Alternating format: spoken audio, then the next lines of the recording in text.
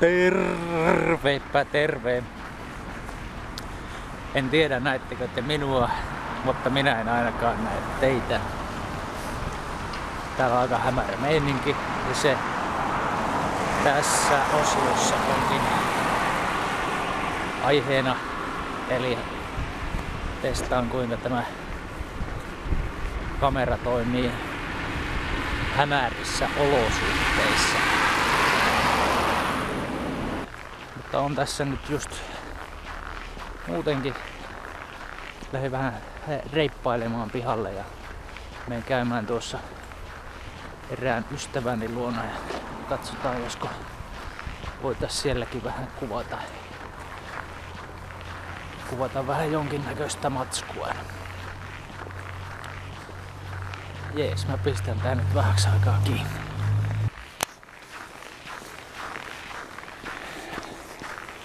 No niin, täällä sitä nyt ollaan Jukan ovella. Katsotaan miten käy.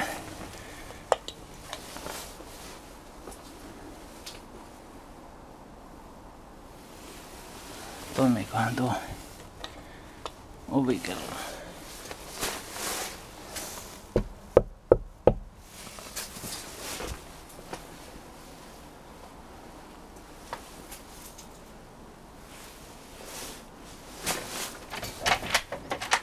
Terve! Oi joo.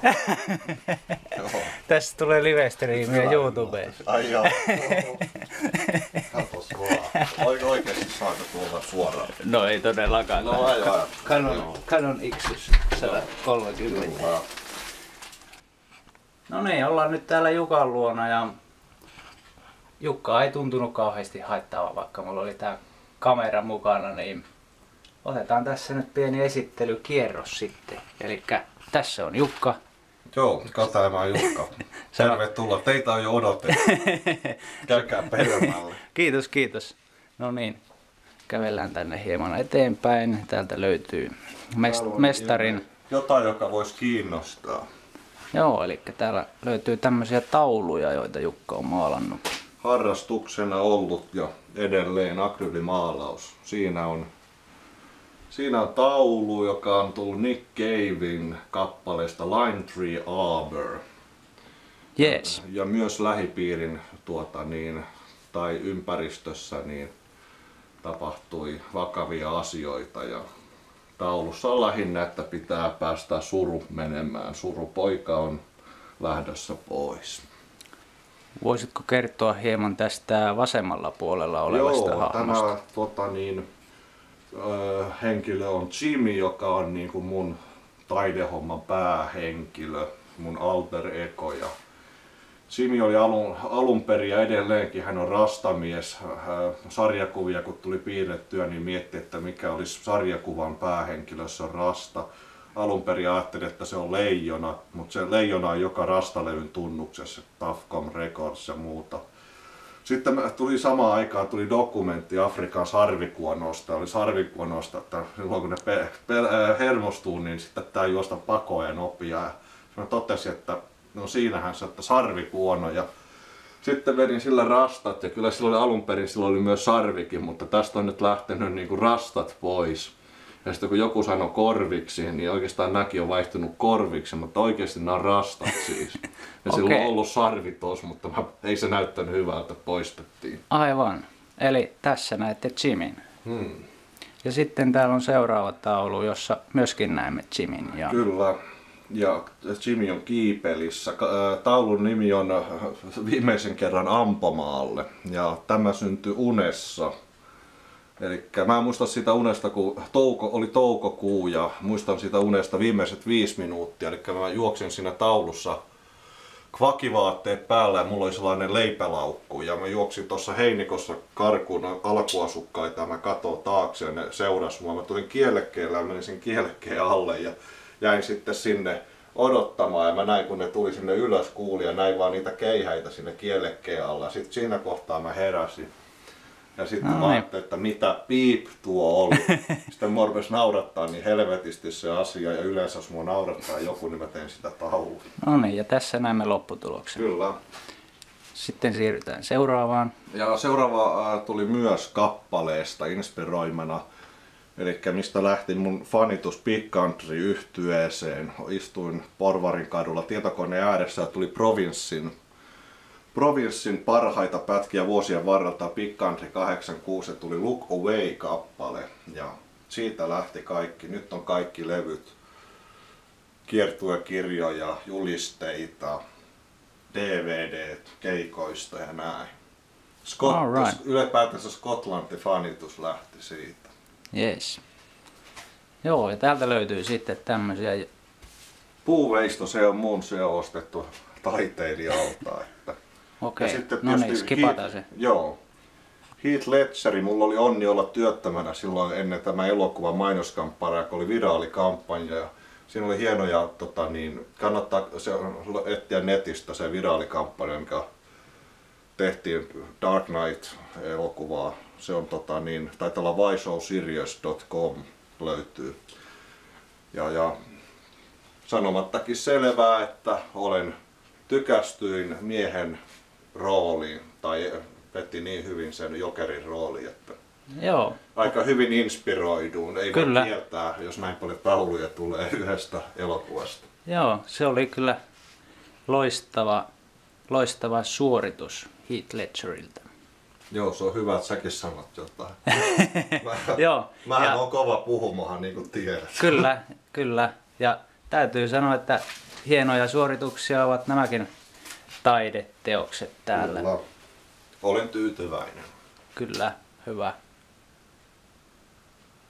Jees. Ja siinä voi tietysti boksikin kannattaa mennään. ottaa kuviin, koska näkee, että musiikki on intohimo ja aika paljon taiteeseen. Kirjat ja musiikki on se, mistä inspiraatio tulee ja lähinnä ne tarinat kappaleiden takaa on ne jutut. Sillä lailla. Kyllä siellä muutama sotakirja on niin kuin suomalaisella miehellä pitää olla. Näin. Kyllä.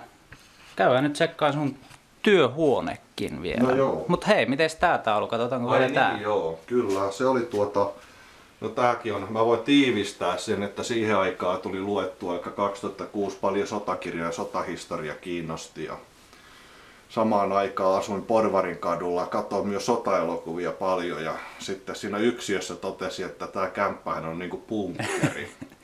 Joo. Ja sitten kuuntelin paljon Clashin Sundanista. Clash on mun suosikkibändi ja London Calling on maailman paras levy. Ja yhdessä kappaleessa alkaa, niin ylipäätään se oli sellainen viidakkotunnelma koko levyssä ja niilläkin oli siellä spliff bunker, kun ne teki sitä levyä. Ja yksi kappale alkaa sillä, että stay covered in a bunker tonight, waiting for Bo Diddley's headlights. Ja niin kuin huomaatte, niin sehän on siinä. Se on siinä, kyllä. If music could talk. Then it ja talks. hei, pakko mainita. Myös maailman paras siideri siihen aikaan, Mallaskosken Komio. No niin. Jos joku muistaa. Sieltä löytyy yksityiskohtia. Hieno tölkkä. Ja täällä oli Clashin London Calling. Siinä on LP-soitin ja kuulokkeet. Kyllä. Ja Yes. Bo Diddley on siellä Cadillacissa. Yeah. Katsotaan sekin. Vähän keulii. Joo, kyllä. Tottahan nyt on. Käydään nyt, hei, kattoo vielä Jukan Sen työhuone. verran pitää mainostaa, että tarkoitus on vähän tavaroita järjestellä ja siinä. No mutta eihän työhuoneessa tarvi aina niin Ei järjestelmällistä. tällä hetkellä. Ja mä oon vähän mennyt hajalle maalaustelineen ja muuta. Otetaan tässä nyt tämmönen yleiskatsaus tänne huoneeseen. Täällä on nämä rokkijulisteet ja muuta.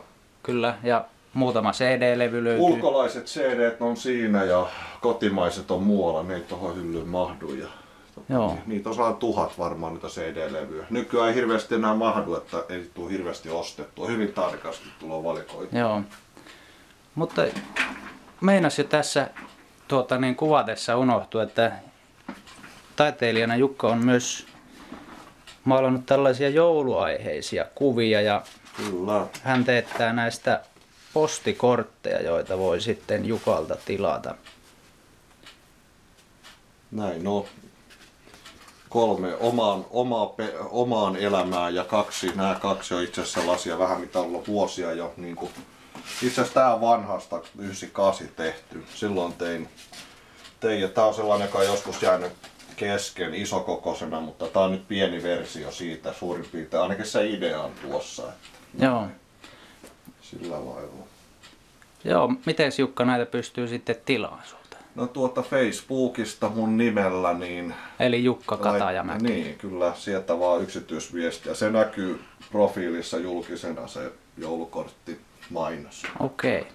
Että mä voin sitten Seinäjoella on paikalla, että jos on paikkakunnan. Ei tarvitse, voin postittaa kyllä myös. Alright, no niin. Jos haluaa hienoja joulukortteja, niin tilatkaa Jukalta. Niin, ja ainakin sellaisia, että omaperäisiä näyttäisiä. Yksi periaate oli se, että valittiin, tai ylipäätänsä, että kun en ole nähnyt tollaisia kortteja tollaisella aiheella, niin ei. Voi toki olla, kun en tiedä maailman korteista. Niin. Jep, käydään katsoa vielä, tuolla oli ne olohuoneessa ne pari taulua, joista oli tulossa postikortit. Joo. Joulukortit siis. Siinä on meitä kotoa maalattu. Toki ei asuta enää, vanhemmat asuu rivitalossa ja näin, mutta että muistoja sieltä vuodelta 2000. Ja sitten siinä on, maalasin tämän kohtiin viimeisen kerran hakeessa metsästä kuusi isän kanssa. 2007 on viimeisen kerran haettu kuusi. Ja mä nuorensin itseäni ja iskeetä siihen, että kyllä mulla 2007 niin en ole ihan noin pieni ollut. Kyllä, tämmöisiä kuvia löytyi täältä Jukan luota ja kiitos Jukka, että sain tulla vieraaksesi ja vieläpä tällä tavalla ilmoittamatta kuvasin tämän. Joo, ei siis mitään. En etukäteen yhtään maininnut tästä kuvausoperaatiosta ja tämähän meni ihan hyvin. Niin mä olisin sanonut, että hyvinhän tämä meni. Niin, kyllä. Jees. Moro. Moro.